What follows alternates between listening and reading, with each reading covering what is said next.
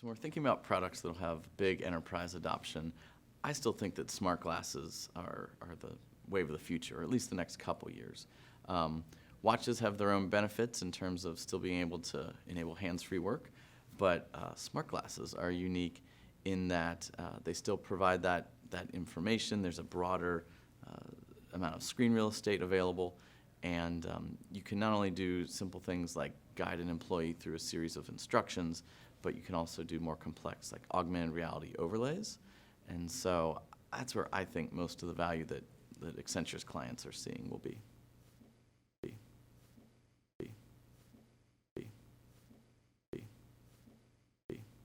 Yeah, there's with consumer wearables, I still think that we've got a ways to go as an industry.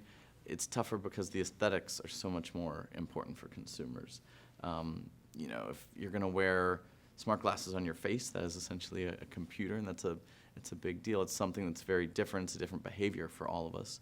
And the best wearables are those that look like things we're already used to, and they act like devices that we're already used to, so that the behaviors aren't that different.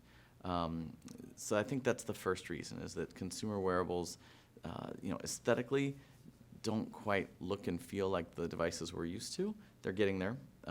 But then secondly, they need to act more like the devices we're used to. And there's a great example of a company I think is doing it well, is Cuff. And they make smart jewelry, I suppose you could say, but it's an activity tracker and a personal safety monitor. And so most women are used to owning many different kinds of jewelry that coordinate with many different kinds of outfits. And Cuff doesn't say, well, I will be your one and only smart bracelet, and all your clothes have to match this bracelet. Rather, they have a Cuff link that goes in the pendant, the brooch, all the different form factors. And then at night, to charge the Cuff link, you can put it in a jewelry box. So this is a behavior you're already used to. It's form factors that you're used to. And I think when the day comes that we say, well, smartwatch, well, that's a funny phrase. Of course the watch has intelligence baked in. That's where we want to get to, and that's when the consumer market will take off, when these devices look like normal. When the optometrist says, do you want the smart glasses or the normal glasses? And you're like, well, if they look the same, I guess I'll take the smart ones. That's the future where consumer wearables really take off. And I would say a final point on that topic is that, at least with regard to consumer activity trackers, we're just collecting all this data. And sometimes there's insights like, oh, you're more active in the morning, or you're less active on the weekends, whatever they may be. And that can have some benefit. Then the next step for that user would be to create a new habit. And maybe they do that, maybe they don't. But for the moment, let's say they create the new habit, and then what happens with the activity tracker? So there's this cycle of either like, all right, my job is done. Is there anything else for me to do here? And then there's also this massive amount of data collection where, like, sometimes there's valuable insights, sometimes there's not. And so I think for the abandonment problem plagues consumer wearables, and for us as an industry to get past that, we need to come up with new use cases, more valuable insights, and certainly mountains of data don't help, but we'll get there.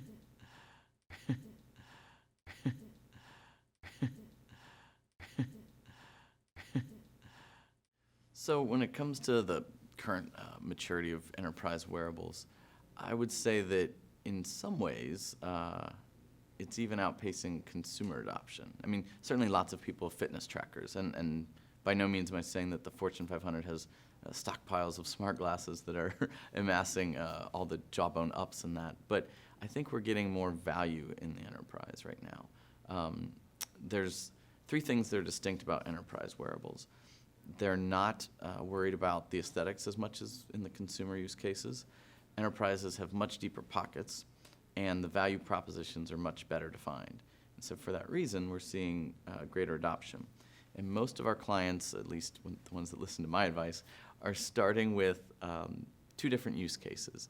Either over-the-shoulder coaching, which is a simple like hands-free video conference, or guided assembly, which is walking them through a series of steps and procedures. Maybe there's a checklist, maybe there's pictures or videos, but they're learning to, say, repair an air conditioner, or service a compressor, something like that. And so that's sort of the first stop on the maturity curve, is this over-the-shoulder coaching or guided assembly. And then I tell our clients, after that, let's do a system integration of some kind. So maybe then we integrate with SAP or your warehouse management system or Microsoft Lync, something like that. And then that third and final phase would be clients that are ready to take on augmented reality. And that's still, it's still a challenge. The AR itself is, in some use cases, ready, and in others, we need a couple more years. And the clients themselves are still just getting their feet wet with earlier, easier use cases. So the top 3 use cases that we're seeing for enterprise clients are over-the-shoulder coaching. You think about wearables, the best thing they do is allow workers to do work with their hands free. And there's a whole fleet of employees in the U.S. who don't have jobs like myself. They don't sit at desks all day, but they have to take off their safety gloves to use what would be a smartphone, or they have to walk all the way across the shop floor to access a computer terminal. And now we can put data right here and right here, right within their field of view. And so to do this over-the-shoulder coaching is really helpful for them, because now their supervisor might be in another state, or the other expert might be in another country, and that individual can see what the smart glasses wearer is seeing in real time and help guide them through the problem. So that's a great use case. And it takes a lot of different flavors too. Like, we could call it remote assistance. There's different variations. The other use case that our clients are adopting is around guided assembly. So maybe there's a repair procedure and it's pretty complex, and sometimes the engineer knows like the first 3 steps, but when they get to step 4, they really want to drill down.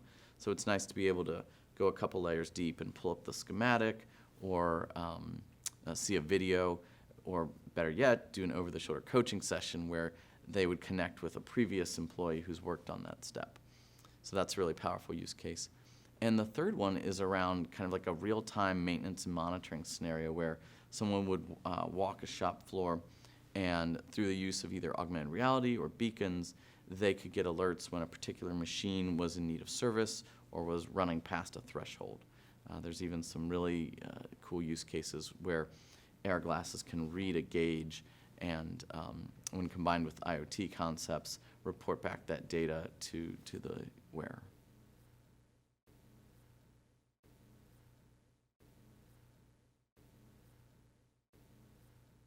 So the advice I give our clients when it comes to getting started is to think big, to get really excited about these concepts, because they do have the potential to really change their business, but to pump the brakes. Let's start small, and then let's share that success with the rest of the company. Let's get some firm metrics and data, and then be able to say, hey, we saved 20% time or money. The same could be true for your business unit. And I've talked about the great use cases like over-the-shoulder coaching and guided workflow. It's usually, it is difficult but not impossible to get smart glasses on a network and put them on your first set of users. So let's start with those small challenges and just make sure that your workforce is accepting of the glasses or the watch, that it feels comfortable, that they can use it for the style of work they're doing, because it might be a 20-minute task or an 8-hour shift, and so accordingly we might need to adjust the equipment. And the glasses and watches and other body-worn sensors are maturing themselves. So let's start with the easy kind of quick wins today, and then we can explore more difficult use cases as the technology evolves. But with that over-the-shoulder coaching, there's a number of great things you can test, like just getting the glasses on the network. That can be challenging at times. And then in future phases, you can worry about, let's integrate it with this system or that. Some of our clients even launch initial proofs of concept and pilots where the glasses aren't on the corporate network and everything is offline. Maybe there's a service manual that's just local to the device, and that way they can again test, all right, do our field techs like this? Is it comfortable, and so forth. So get those quick wins, share it with the rest of the company, and then circle back for a bigger pilot or production deployment.